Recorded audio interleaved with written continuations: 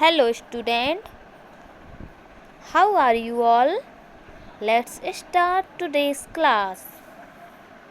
Last class में हमने पढ़ा था metals and non metals chemical properties और हमारा चैप्टर चल रहा था क्लास 8 साइंस चैप्टर 4 जिसका कि नाम है materials metals and non metals यानी कि पदार्थ धातु एवं अधातुएं। लास्ट क्लास में हम मेटल्स एंड नॉन मेटल्स की केमिकल प्रॉपर्टीज़ पढ़ चुके हैं।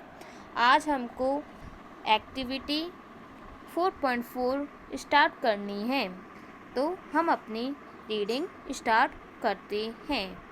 Okay student, to be demonstrated by the teacher in the class. Activity 4.4 में लिखा है कि जो टीचर द्वारा कक्षा में प्रदर्शित करने वाली एक्टिविटी। वैसे तो ये एक्टिविटी आपके स्कूल में आपकी मैम की सहयोग द्वारा कराई जाएगी, पर मैं आपको इधर पे क्लास में समझा देती हूँ कि इसमें क्या क्या बोला गया है।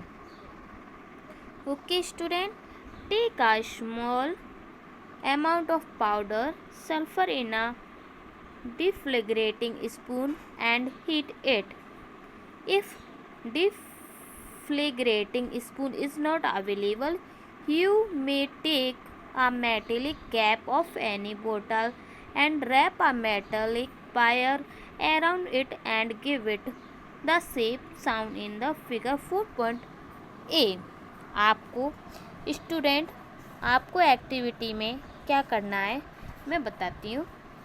आपको एक जो सल्फ़र का पिसा हुआ चूर्ण लेना है कुछ मात्रा में, यानी थोड़ा सा, और एक उद्दहन चम्मच लेनी है। डिफ्लिग्रेटिंग स्पून लिखा है। डिफ्लिग्रेटिंग स्पून का मतलब होता है, इसको हिंदी में कहते हैं उद्दहन चम्मच, जिसको हम ऐसे चम्मच जिसको हम आसानी से गर्म कर सकें, जो गर्म हो जाए आसानी से, और उसमें रखी वस्तु भी उसमें गर्म हो सके तेज़ तीव्रता से, उसको ही डिफ्लिग्रेटिंग स्पून यानी कि उद्दहन चम्मच कहते हैं।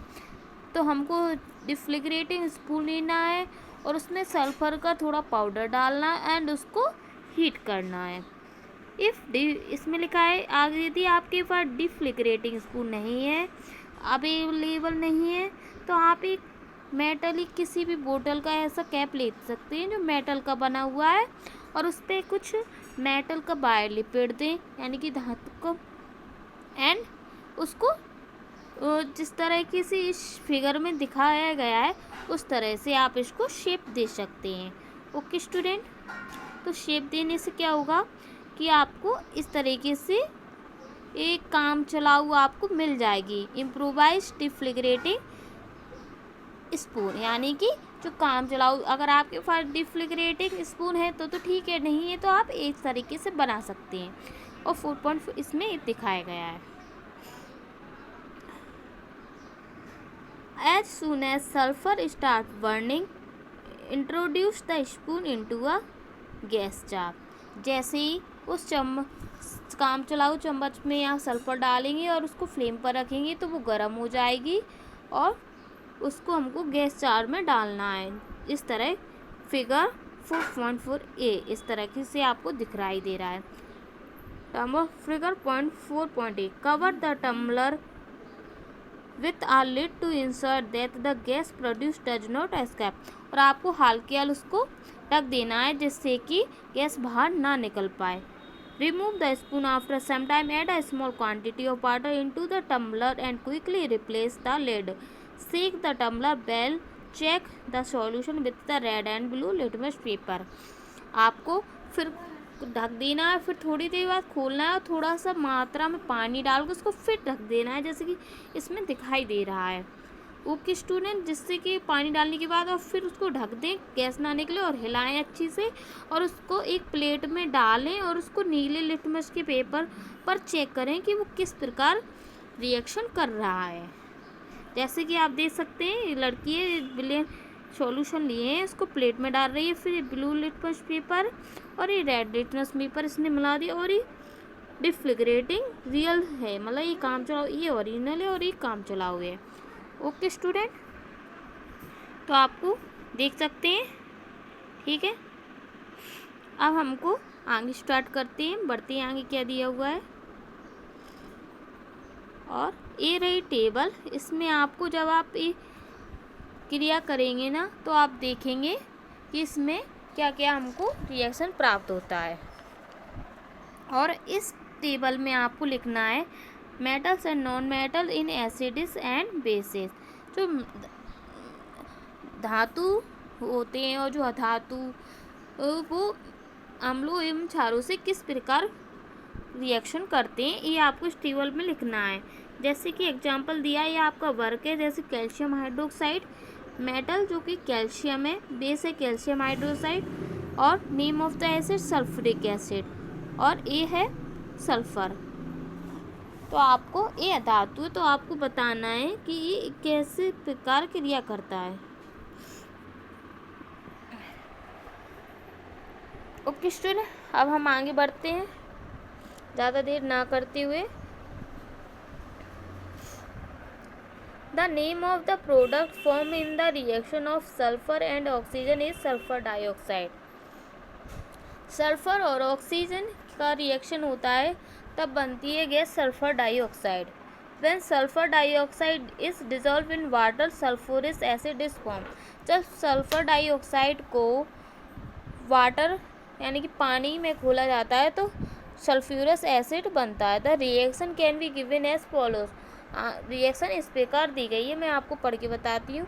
सल्फर डाइऑक्साइड को हम बोलते हैं SO2, तेरा वाटर, SO2 सल्फर डाइऑक्साइड की वाटर से रिएक्शन कराई तो सल्फ्यूरस एसिड बना H2SO3। Okay student, the sulphurous acid turns blue litmus paper red. जो सल्फ्यूरस एसिड होता है वो ब्लू लिटमस पेपर को रेड लिटमस पेपर में बदलता है। ओके स्टूडेंट, ये मैंने अंडरलाइन कर दी। Generally oxides of non metals are acidic in nature. ज़्यादातर जो नॉन मेटल्स के ऑक्साइड होते हैं वो अम्लीय प्रकृति के होते हैं। ओके स्टूडेंट, आगे पढ़ते हैं। Recall the name of some of the laboratory acid and bases you have read in class 7th। आपको याद करके लिखना है क्लास 7th में आपने किस प्रकार के एसिड एंड बेसिस यानी कि अम्ल और क्षारों के बारे में पढ़ा है और आपको लिखना है।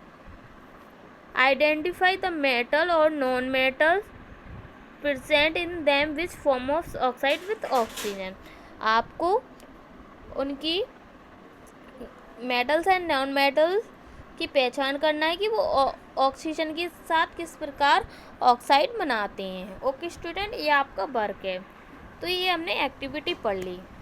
अब हम पढ़ते हैं आगे रिएक्शन विथ वाटर कि जो मेटल्स एंड नॉन मेटल्स होती हैं वो किस प्रकार से वाटर के साथ केमिकल रिएक्शन करती हैं। तो अब ये वाली क्लास हम नेक्स्ट क्लास में पढ़ेंगे। आज के लिए इतना ही।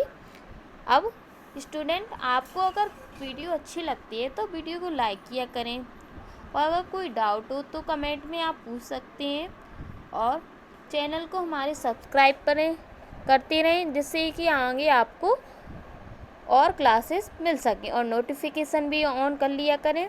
और अगर वीडियो आपको अच्छी लगती है तो अन्य स्टूडेंटों को पहुंचा सकें जिससे कि सभी को अपना पढ़ाई आसान हो सके। Thank you student.